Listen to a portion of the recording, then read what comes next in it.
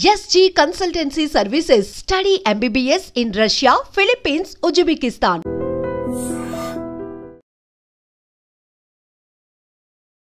నమస్తే, welcome back to IT media. మన ఆయుర్వేదం ప్రోగ్రామ్కి అందరికీ స్వాగతం. సో ఈరోజు మా టీచర్ వచ్చేసారనమాట, కొత్త ఇంగ్రీడియంట్ తీసుకొచ్చారు ఈరోజు.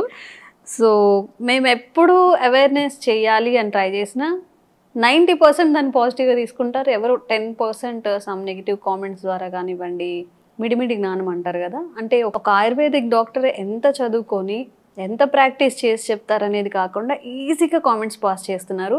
సో అలాంటి వాళ్ళని మేము కూడా పట్టించుకోదలుచుకోలేదు. సో ఈరోజు మనతో ఉన్నారు బృహత్ ఆయుర్వేద హాస్పిటల్ నుంచి జనరల్ ఫిజిషియన్ లక్ష్మి గారు ఉన్నారు. సో ఈ కొత్త ఇంగ్రీడియంట్స్ PCOS, ఓవర్ వెయిట్ లేదా హెరిడిటీ సమస్యలు ఫేస్ చేస్తున్నప్పుడు వీటి ద్వారా ఎలా మనం తగ్గించుకునే ప్రయత్నం చేయొచ్చు అడుగుదాం. నాకు ఇవి తెలియదండి, ముందుగానే చెప్తున్నాను. మీరు ఏమైనా కామెంట్స్ చేసుకోండి, ఇవేంటో నాకు తెలీదు. మేడం ద్వారా తెలుసుకుందాం. హాయ్ మ్యామ్, నమస్తే. ఎలా ఉన్నారు? సో పులిచింత ఆకు గురించి మనం హార్ట్ షేప్లో ఉంటుంది ఎంతమంది కనెక్ట్ అయిందంటే చాలామంది పాజిటివ్ కామెంట్స్ పెడుతున్నారు. అవునండి, మనం పాత రోజులకి వెళ్తే బాగుంటుంది, సైడ్ ఎఫెక్ట్స్ తెచ్చుకోకుండా ఇలాంటివి యూస్ చేస్తే బాగుంటుంది అని చెప్పి. సో వాళ్ళందరి కోసం మనం వీడియోస్ చేస్తున్నాం ఈరోజు. సో ఇదేంటి PCOS కానీ PCODకి కానీ ఓవర్ వెయిట్కి ఇవి ఎలా పనిచేస్తాయి, ఇవి ఏంటి అసలు, వీటి పేరేంటి? వీటిని ముండి అంటారండి. ముండి స్పిరాంతస్ అన్నమాట.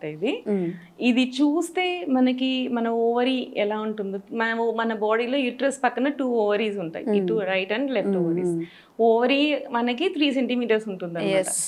సేమ్ ఇట్లానే మనకి ఓవరీ షేప్ లో ఉంటుంది. సో ఓవరీ కూడా మనకి చాలా ఇట్లా నెమ్మది చిన్న ఓమ్స్ ఉంటాయి.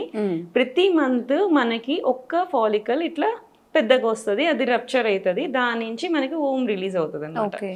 సో మనకు ఆయుర్వేదంలో ఏంటంటే most of the times ayurvedic లో సిమిలర్, అంటే నేచరే, ఇట్స్ నాట్ లైక్ ఆయుర్వేద, నేచరే ఎలా చూపిస్తుంది అంటే సిమిలర్ ప్రాపర్టీస్ ఉన్న వాటికి సిమిలర్ యాక్షన్స్ అనేవి ఉంటాయి అని చెప్పి, అంటే అన్ని కాదు, చాలా వరకు అలాంటి కోరిలేషన్స్ అనేవి మనం చాలా వరకు చూస్తుంటాం. లైక్ మీరు పులిచింత గురించి చెప్పారు కదా, హార్ట్ షేప్ ఉంటుంది కాబట్టి అది. ఈవెన్ కాంచనారా అయితే థైరాయిడ్ షేప్ లో ఉంటుంది ఇట్లా. సో థైరాయిడ్ గ్లాండ్ కి బాగా వర్క్ చేస్తుంది. అట్లా నల్లేరు చెట్టు జాయింట్స్ ఉంటాయి మనకి, ఎట్లయితే బోన్స్ కి జాయింట్స్ ఉంటాయో అలాగా. సో అవన్నీ కూడా రీసెర్చ్ చేస్తే కూడా ఇవన్నీ కూడా ప్రూవ్ అయినాయి.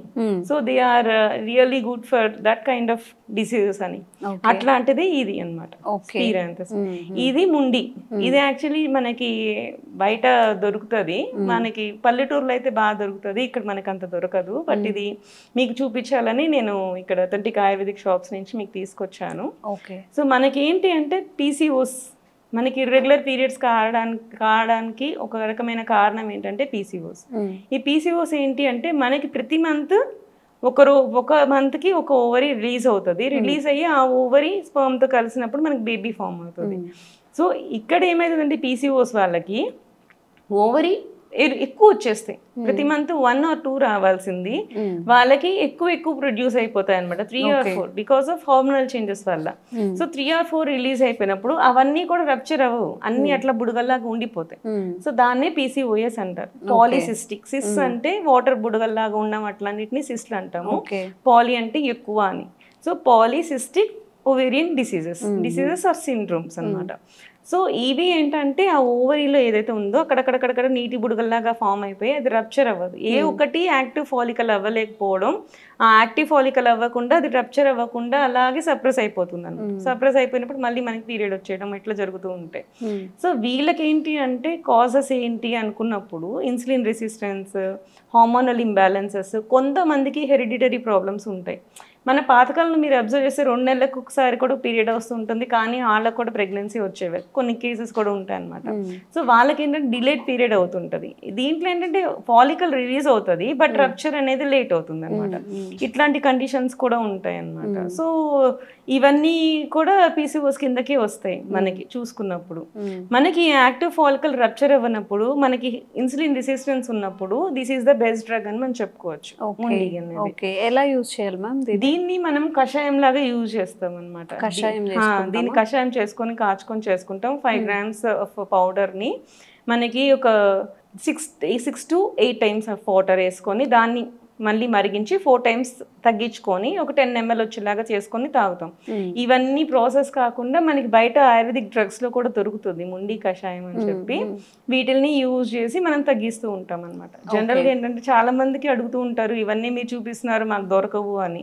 సో హ్యాపీగా ఈ డ్రగ్స్ ప్రిపేర్ చేస్తున్నారు. సో ఏంటంటే ఇది అవేర్నెస్. సో ఆయుర్వేదిక్ లో కూడా ఇట్లాంటివి ఉన్నాయి డ్రగ్స్, వీటితో బాగా వర్క్ చేస్తుంది అని చెప్పి మనం అవేర్నెస్ కలిగించడం గురించి తీసుకొచ్చింది.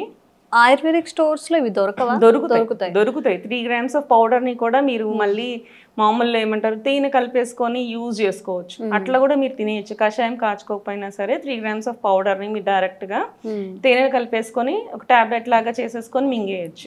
ఇది కూడా PCOS కి వర్క్ చేస్తుంది. కానీ ఇవి నేను ఎందుకు చెప్పట్లేదు అంటే ఇట్లాంటి డ్రగ్స్ మనకి బయట ఇట్లాగే ఉండేవి చాలా దొరుకుతూ ఉంటాయి కాయలు అనేది.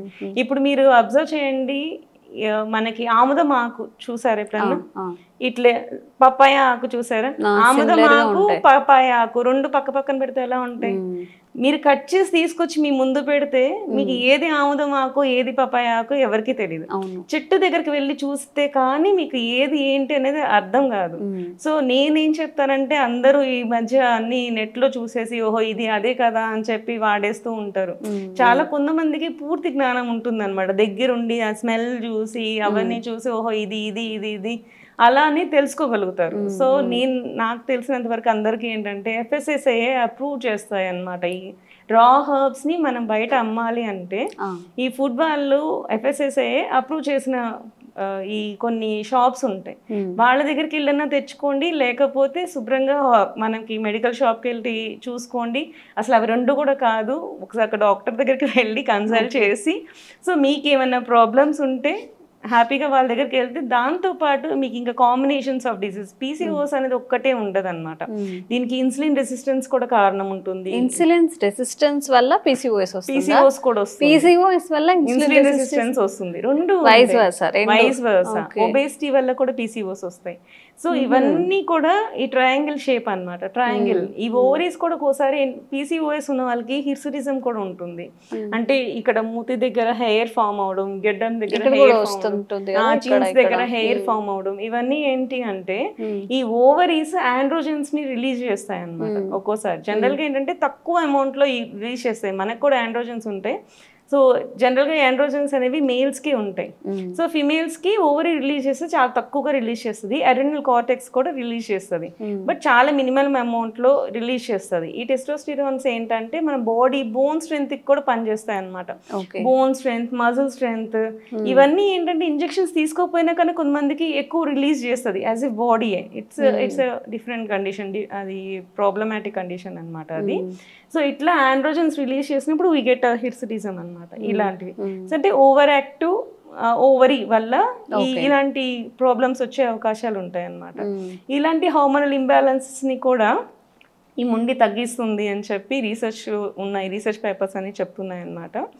సో హార్మోనల్ ఇంబ్యాలెన్సెస్ ఉన్నా కానీ మనకి PCOS ఉన్నా కానీ ఇన్సులిన్ మనకి ఏదైతే ఇన్సులిన్ రెసిస్టెన్స్ అని చెప్తున్నామో ఇన్సులిన్ రెసిస్టెన్స్ని కూడా తగ్గించడానికి యాంటీ డయాబెటిక్ ప్రాపర్టీ కూడా దీనికి ముండికి ఉంది అని చెప్పి రీసెర్చ్లో తేల్చారనమాట. So this is the best drug for PCOS అని చెప్పచ్చు. సో జనరల్గా ఏంటంటే PCOSతో పాటు ఇంకా మిగతా కాంబినేషన్స్ కూడా ఉన్నప్పుడు, అంటే హార్మోనల్ ఇంబ్యాలెన్సెస్ ఉంచినప్పుడు కుమారియాసవం అని చెప్పి, ఇంకా నెక్స్ట్ మళ్ళీ కంటిన్యూషన్ పత్రాంగాసవం అని చెప్పి ఇంకా చాలా డ్రగ్స్ ఉంటాయి. సో కాంబినేషన్స్ పెట్టి వాళ్ళకి మనం మంచిగా చేయడానికి మనం ట్రై చేయొచ్చు. సో ఎప్పుడైనా సరే ఒక దాని గురించి చెప్తే అవేర్నెస్ వరకే అనుకోండి. ఒకసారి డాక్టర్ని కలిసి వాళ్ళు చెప్పినట్లు మీరు డోస్ తీసుకొని వాడితే చాలా మంచిది. ఒకవేళ అవైలబిలిటీ ఉంది, ఇవి దొరికాయి, ఒకవేళ కషాయం చేసుకొని తాగాలని అనుకుంటున్నారు, 3 grams తో క్వాంటిటీ తీసుకోవాలని చెప్పి, ఎట్లా దీన్ని ఎలా యూజ్ చేయాలి? పౌడర్ గా యూజ్ చేయొచ్చు, కషాయంగా యూజ్ చేయొచ్చు, రెండు రకాలుగా యూజ్ చేసుకోవచ్చు. లేకపోతే అన్నం తిన్నాక యూజ్ చేసుకోవచ్చు, ఆఫ్టర్ ఫుడ్ తీసుకోవచ్చు. ఎందుకంటే దీనికి ఇన్సులిన్ రెడ్యూసింగ్ ప్రాపర్టీ కూడా అంటే మీన్స్ ఇన్సులిన్ సెక్రెటింగ్ ప్రాపర్టీ అనమాట. అంటే ప్యాంక్రియాస్ ని స్టిమ్యులేటింగ్ ప్రాపర్టీ ఉంటుంది. సో ఇండైరెక్ట్గా అది ఇన్సులిన్ మీద ఎఫెక్ట్ పడుతుంది. సో షుగర్ లెవెల్స్ కొంచెం ఉంటాయి కాబట్టి మనం తిన్నాకనే యూజ్ చేస్తాం. ఈ ముండి కషాయం కానీ ముండి పౌడర్ కానీ ఆహారం తీసుకున్న తర్వాతనే, పౌడర్ ఫామ్లో అయితే 3 grams సరిపోతుంది, హనీతో యూజ్ చేయొచ్చు. లేకపోతే వాటర్ కలుపుకొని పిల్లాగానే వేసుకోవచ్చు, ప్రాబ్లం లేదు. హనీ ఇప్పుడు మంచివి దొరకట్లేదు అనుకుంటే వాటర్ అయినా ఇట్స్ ఓకే. నెక్స్ట్ కాదు అనుకుంటే కషాయం లాగా కూడా కాచుకొని తీసుకో. కషాయం తీసుకున్నప్పుడు 5 grams యూజ్ చేయాల్సి ఉంటుంది. 5 grams యూజ్ చేసి దాన్ని 16 times వాటర్ వేసుకొని 8 times రెడ్యూస్ చేసుకోవచ్చు. ఏదైతే 8 times వాటర్ వేసుకొని 4 times రెడ్యూస్ చేయడం అనేది ఉంటుంది. బట్ డిపెండ్ అపాన్ ద పర్సన్ని మేము ఆ కషాయం వాటర్ ఎన్ని వేయాలనేది మనం చెప్తూ తయారు చేస్తాం అనమాట. ఓకే. సో ఏదైనా కానీ డాక్టర్ త్రూ మనం న్యాచురల్ థింగ్స్ యూజ్ చేసినా కానీ ప్రాపర్గా అసలు మన బాడీలో ఏం జరుగుతుంది ఏంటి, PCOS అని వచ్చిన వాళ్ళకి మేబీ షుగర్ ఉండొచ్చు, ఇంకేదైనా ఓవర్ వెయిట్ ఉండొచ్చు, ఇంకో ఇష్యూస్ ఉండొచ్చు. ఇవన్నీ టెస్ట్ చేయించుకొని ప్రాపర్ గా మెడిసిన్ తీసుకుంటే మంచిది అంటున్నాను. ఒక డాక్టర్ ని కన్సల్ట్ చేసి ఇలాంటి మెడిసిన్స్ మీరు వాడండి. ఇది అవేర్నెస్ అన్నమాట. ఇట్లాంటివి కూడా మీకు ఉన్నాయి, సో అక్కడికి వెళ్తే మీకు పర్ఫెక్ట్ గా సొల్యూషన్ దొరుకుతుంది. సో అట్లా మీరు చెయ్యండి అనేది మంచిది అండి, చేయడం అనేది మంచిది. మనకి ఏదైనా సరే హైపర్ కూడా ఆహారం కూడా అధికంగా తీసుకుంటే అది విషమే అవుతుంది, ఎప్పుడు మనం అనుకుందే కదా. సో ఎంత క్వాంటిటీ నీకు సరిపోతుంది, సో అది చెప్పాలంటే ఒక డాక్టర్ దగ్గరికి వెళ్తేనే పర్ఫెక్ట్ గా ఉంటుంది.